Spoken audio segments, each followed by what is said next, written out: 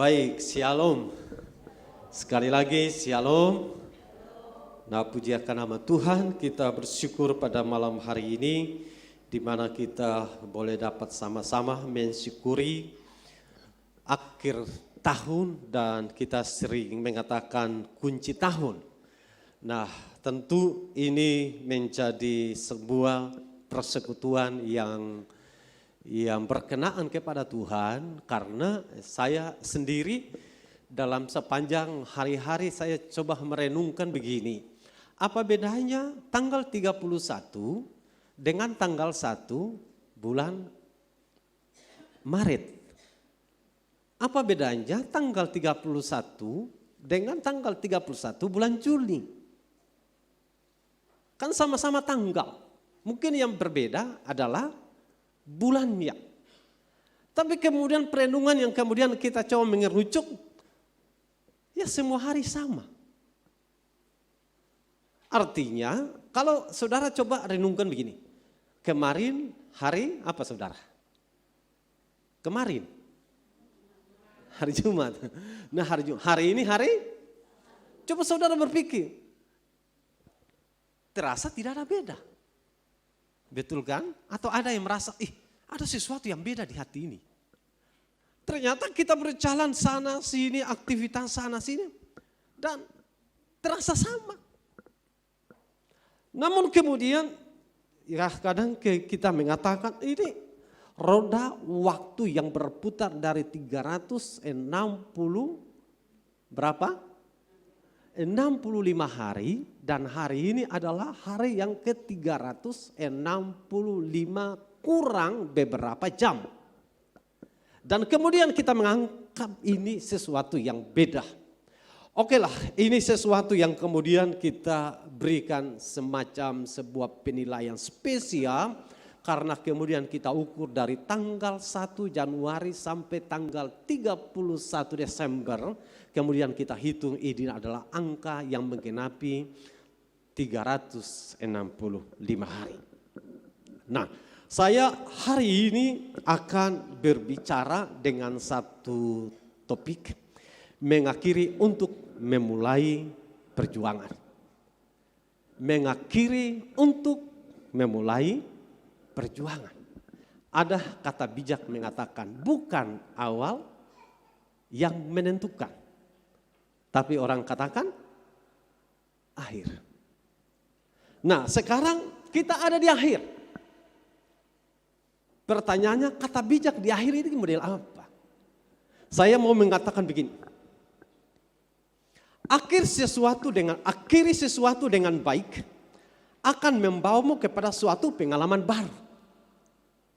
Jadi sesuatu yang kita akhiri dengan baik, kita akan mengalami apa yang disebut dengan pengalaman baru.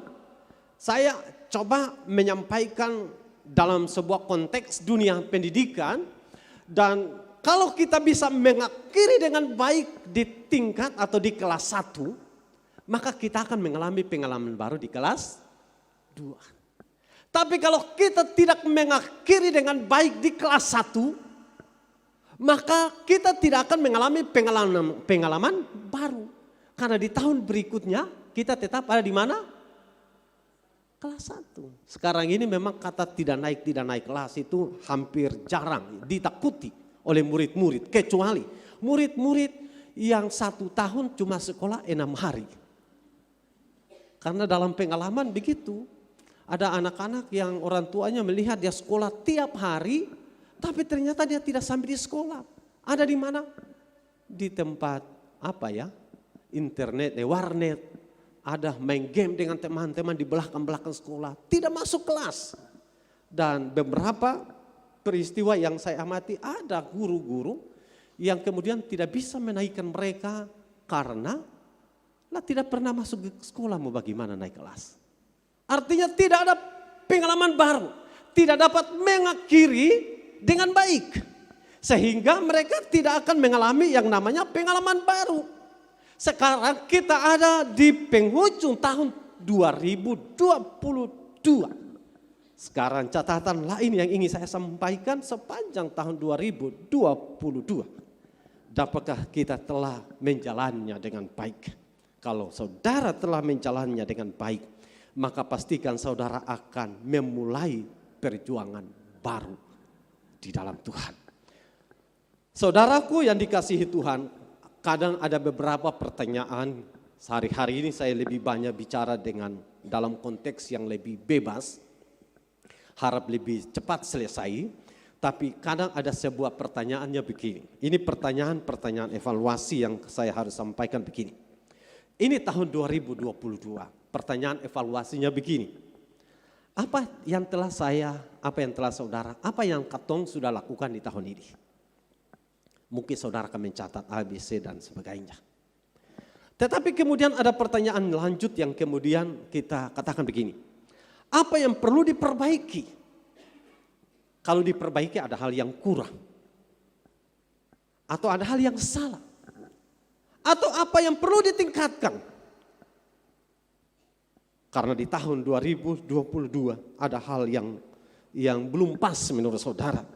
Kemudian ada pertanyaan berikut yang kemudian kita bisa tanyakan kepada diri ini. Apa kerinduan saya dan saudara yang belum tercapai di tahun 2022? Mungkin saudara mengatakan, oh ini yang belum tercapai I, H, B, C, D dan lain sebagainya. Beberapa waktu lagi kita menyatakan selamat tinggal 2022. Tapi sebelum kita tinggalkan, mari kita coba renungkan pertanyaan-pertanyaan ini. Karena dari pertanyaan yang berkaitan dengan apa yang telah kita lakukan atau apa yang belum kita lakukan, lalu kemudian apa yang perlu diperbaiki dan apa yang perlu ditingkatkan, yang berikut apa yang menjadi kerinduan kita yang belum tercapai atau yang sudah tercapai. Sebelum kita tinggalkan tahun 2022, mari kita renungkan bagian-bagian ini. Kalau dalam dunia bisnis saudara, oh ternyata banyak hal. Dalam usaha saudara, dalam pendidikan saudara, ternyata banyak hal yang belum dilakukan atau belum tercapai atau perlu perbaikan-perbaikan atau perlu ditingkatkan. Atau kemudian dalam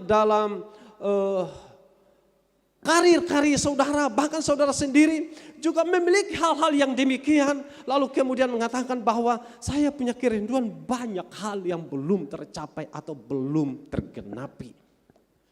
Dan mungkinkah saudara akan mengatakan, oh saya mau di tahun 2023. Selamat datang 2023. Kita mengatakan, saya mau agar supaya tahun 2023 menjadi sebuah tahun yang kiranya apa yang hari ini saya rencanakan akan saya lakukan.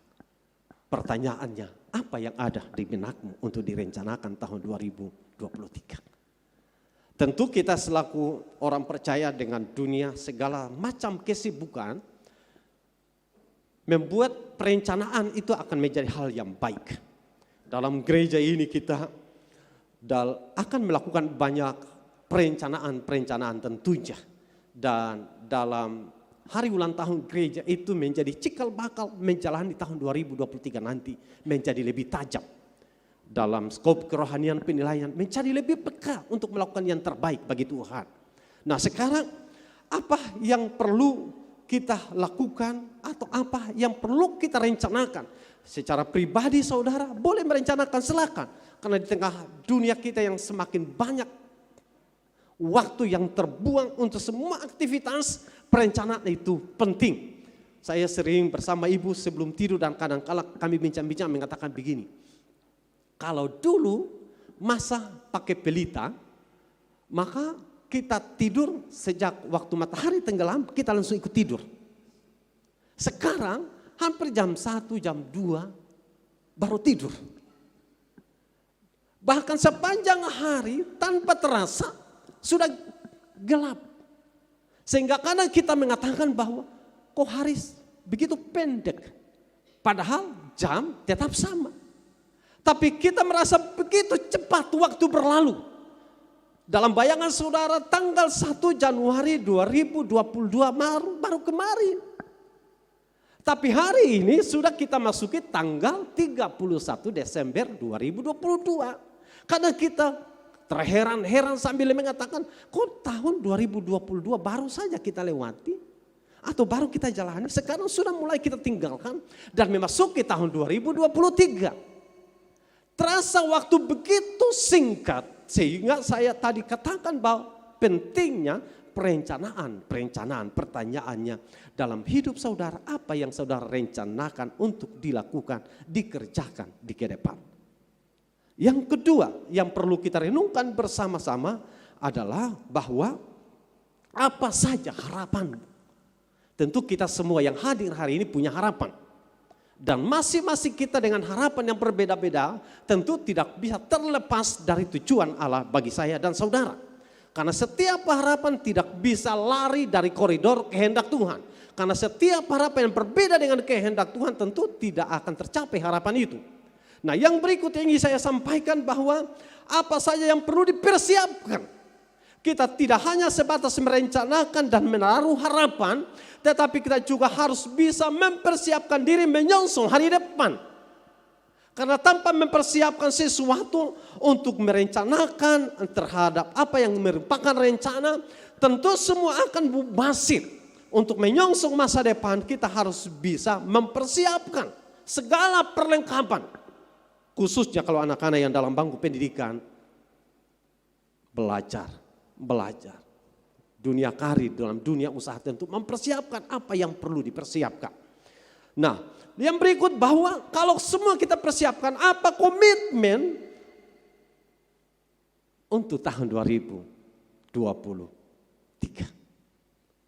Kalau bicara komitmen, ini bicara sebuah keputusan pribadi. Dan setiap kita masing-masing layak memiliki komitmen itu.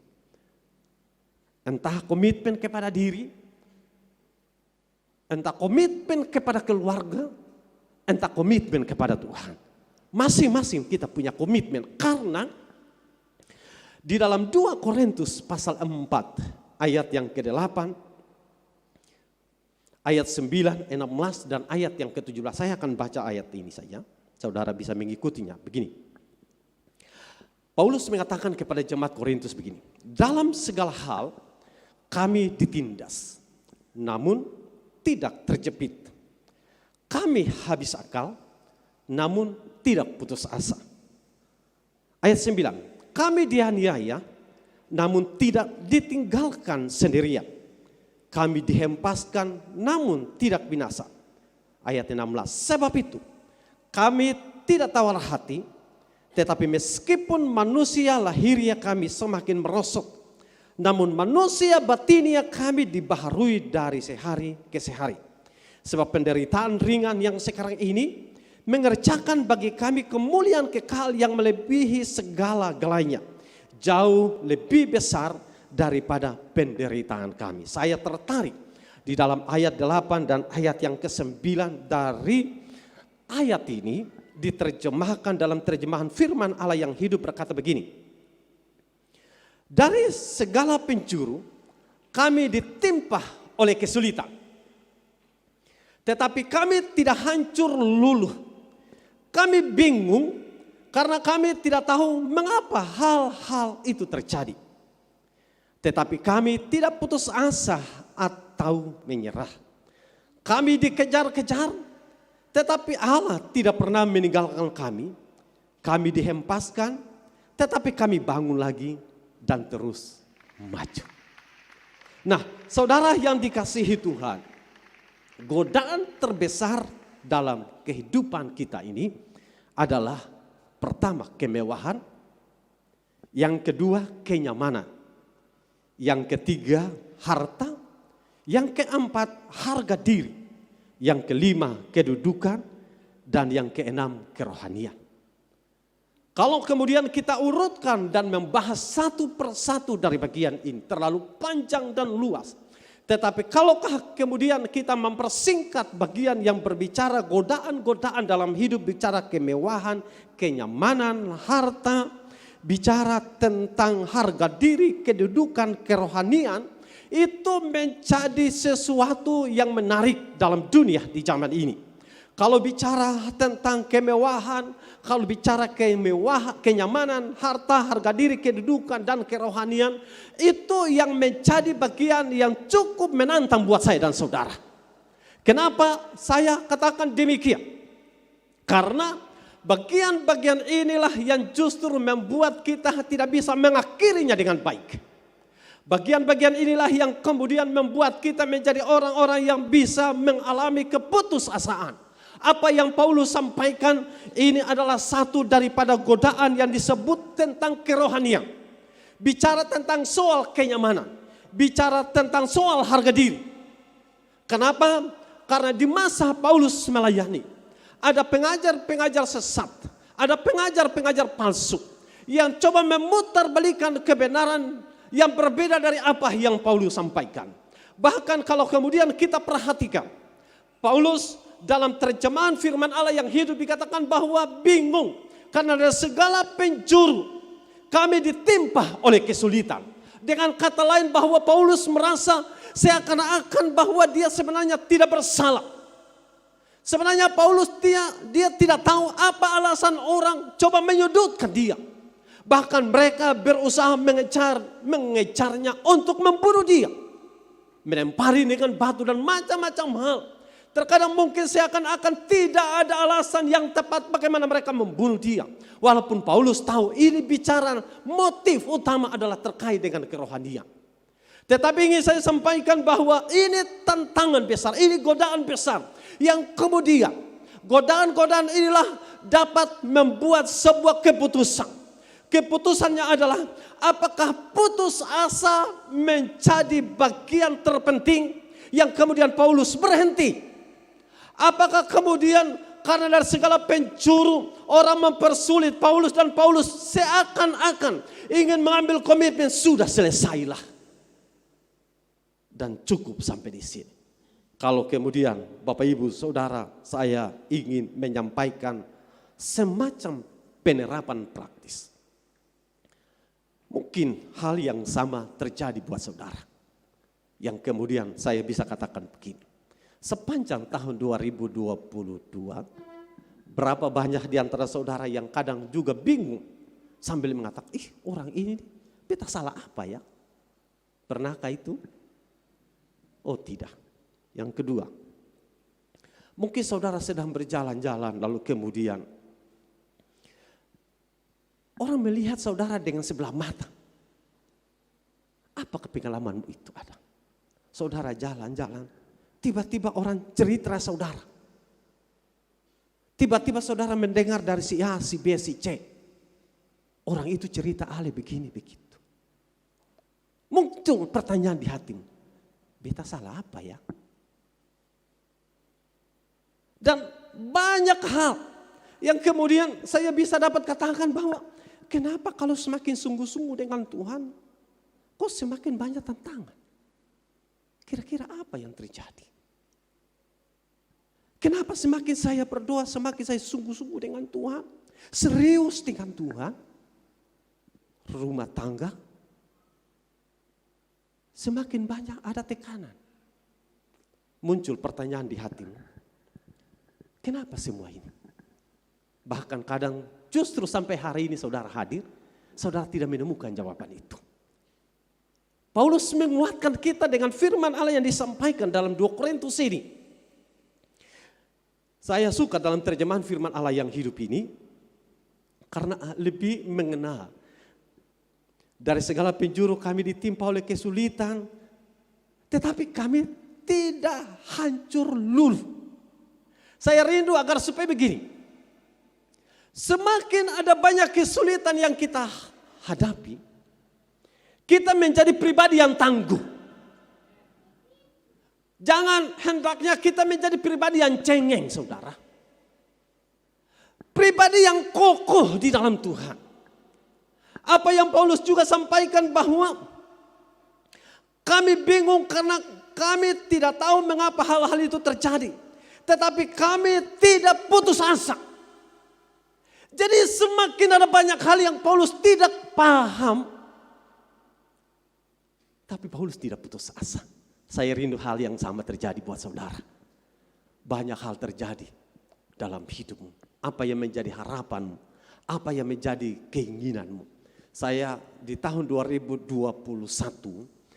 di tanggal 31 saya pernah sampaikan, tulis apa yang menjadi harapanmu tahun 2022. Apakah ada di antara saudara yang masih ingat catatan itu?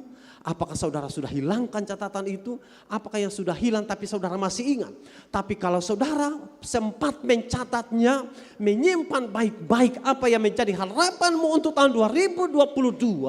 Dan ketika saudara coba baca semua harapan-harapanmu, semua pergumulan-pergumulanmu. Dan saudara mengatakan, toh ternyata semua yang saya harapkan itu sengaja yang jadi. Tapi apakah kemudian saudara menjadi orang yang putus asa? Paulus katakan, tidak. Bahkan Paulus tidak menyerah. Saya tertarik dengan ada satu kata bijak yang mengatakan begini. Di saat engkau berjalan, berjuang, dan terasa engkau putus asa dan menyerah, ingatlah kembali alasanmu kenapa engkau setia kepada Tuhan. Kenapa kita setia kepada Tuhan? Karena bukankah Tuhan yang terlebih dahulu mengasihi saya dan saudara? Alasan itulah yang kemudian menguatkan kita. Saya sampai hari ini pun masih punya alasan kuat kenapa saya masih berdiri sampai hari ini.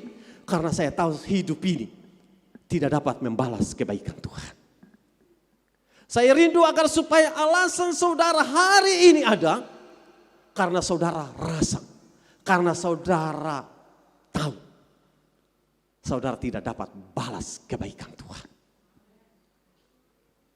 Karena kita merasa hidup ini terlalu hancur. Terlalu menyakiti hati Tuhan.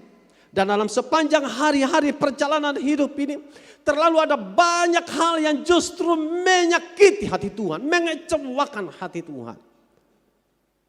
Dan oleh situasi itulah, Tuhan memberikan kesempatan demi kesempatan. Sehingga apa?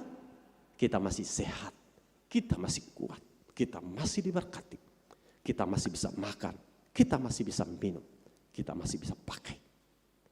Kita masih bersama dengan keluarga. Dan itu bukti nyata. Tuhan pelihara kita semua. Bicara yang kemudian kita lanjutkan dengan apa yang dicatat dalam ayat yang ke-17. Saya suka dalam terjemahan firman Allah yang hidup dikatakan begini. Lagi pula kesulitan dan penderitaan kami tidaklah seberapa. Dan tidak akan berlangsung lama. Masa sulit yang pendek ini akan berakhir dengan berkat Allah yang melimpah ke atas kami untuk selama-lamanya. Dalam terjemahan ini menjelaskan bahwa hari ini kalau saudara merasa begitu berat bebanmu, Paulus katakan begini, masa sulit ini pendek. Masa sulit ini singkat. Masa sulit ini bahasa lain sementara. Dan kalau sementara, maka kita kembalikan semangat alasan kita hari ini ada. Yang kedua, alasan kenapa kita menyebut Tuhan sebagai Tuhan dan Juru Selamat. Alasan kenapa kita percaya firman Allah. Alasan kenapa kita punya iman yang kokoh dalam Yesus. Karena apa saudara? Karena sebelum kita mengenalnya, dia telah mengasihi kita lebih dulu. Sebentar kita akan masuk dalam sakramen perjamuan. Perjamuan akhir tahun. Dan perjamuan ini mengingatkan kita tentang kebaikan Tuhan. Dan karya penebusannya. Karya penebusan ini dimaksudkan oleh perjamuan ini untuk memberitakan kematian Tuhan sampai ia datang kembali. Bukan sampai akhir tahun. Tapi katakan sampai Yesus datang kembali. Artinya bahwa segala hal yang kemudian kita akhiri. Maka ketika kita akhirinya dengan baik. Kita akan memulai perjuangan baru.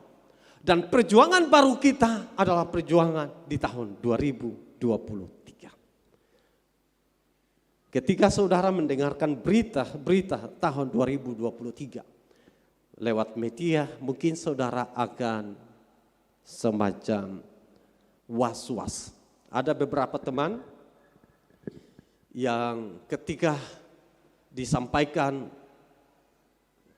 kondisi tahun 2023, situasi 2023 tentang ekonomi, ada beberapa yang menjual saham mereka. Mereka mengatakan jangan sampai saham nanti turun dan akhirnya kehilangan modal.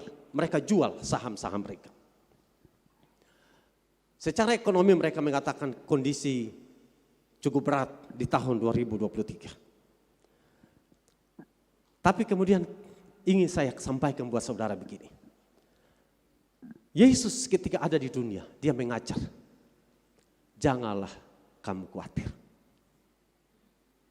Perhatikanlah burung-burung di udara. Bunga bakung di ladang. Yang tidak meminta burung-burung di udara juga dipelihara Tuhan. Apatah lagi saya dan saudara. Amin. Tuhan berjanji akan menyertai kita. Tuhan juga berjanji dia akan menguatkan kita. Dia berjanji untuk menyertai kita sampai akhir kesudahan alam. Dan janji-janji Tuhan saya percaya. Bukankah puluhan tahun saudara hidup dan percaya dengan firman Allah. Maka tentu saya ingin katakan bahwa keyakinan kita, iman kita bukan menjadi iman yang kosong. Dan apa yang dijanjikan firman Allah digenapi. Tuhan berjanji, Tuhan pasti memberkati. Dan kadangkala kita tidak tahu cara bagaimana, tapi Tuhan menolong. Nah, jadi jangan pernah kemudian memandang tahun 2023 dengan menganggap karena berbagai para peneliti secara dunia pengetahuan menganggap ekonomi suram di 2023. Saya yakin masa pandemi lebih berat dari apa yang diprediksi 2023. Karena di 2023 sekalipun diprediksi sulit, tapi kita masih bisa kerja dengan bebas.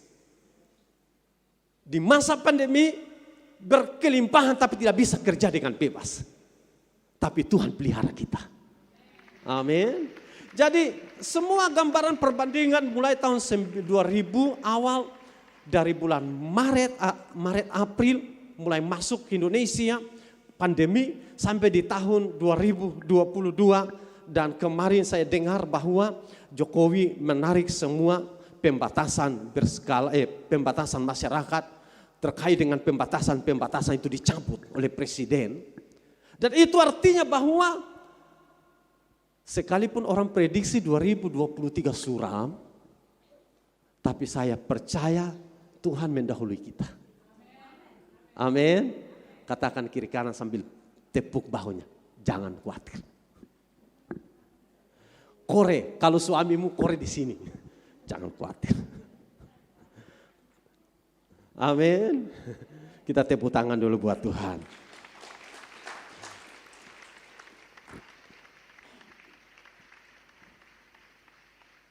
Kita coba ukur sebatas mana kemampuanmu. Karena kemampuanmu menghadapi 2023 itu diukur dari kerohanianmu. Perjumpaan saudara dengan Tuhan akan membuat engkau menjadi orang yang optimis atau pesimis. Kalau saudara pesimis, maka dunia yang dianggap sulit di 2023 tergenapi bagimu. Karena saudara pesimis. Tuhan tidak suka dengan orang pesimis. Tuhan suka orang optimis. Tuhan suka optimis. Karena itu saudara, pada waktu Yosua Kaleb menginformasikan terkait dengan tanah Kanaan. Pengintai yang 10 pengintai pesimis. Tidak mungkin di sana orang-orang raksasa. Dibandingkan dengan kita ini sama dengan belalang kecil. Mereka pesimis. Tapi Yosua bersama temannya mengatakan tidak, daerah itu akan kita duduki. Tahun 2023 kalau ada banyak orang mungkin secara para ekonom, pakar-pakar ekonom menganggap pesimis. Tapi kita anak-anak Tuhan tidak ada Tuhan di sana yang menolong kita. Dan karena itu saudaraku yang dikasihi, mari kita optimis. Karena di saat kita optimis, kita tidak akan menjadi mudah menyerah.